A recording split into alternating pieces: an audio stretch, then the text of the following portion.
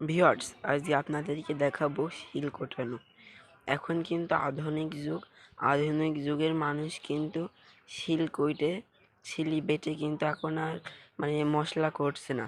এখন আধুনিক যুগের ব্লেন্ডার উঠেছে, ব্লেন্ডারে বাটছে, ব্লেন্ডারে বাটা মশলা তরকারিতে দিয়ে।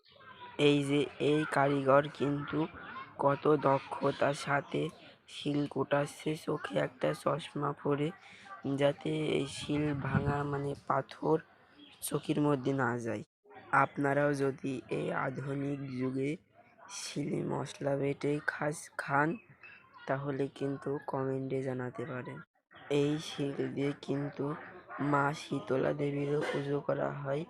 তো এই ছিল আজকে আমাদের ভিডিওটা যদি ভালো লেগে থাকে চ্যানেলটা অবশ্যই সাবস্ক্রাইব করবেন এবং একটি লাইক, কমেন্ট, শেয়ার করবেন। সবাই ভালো থাকেন বন্ধুরা, ধন্যবাদ।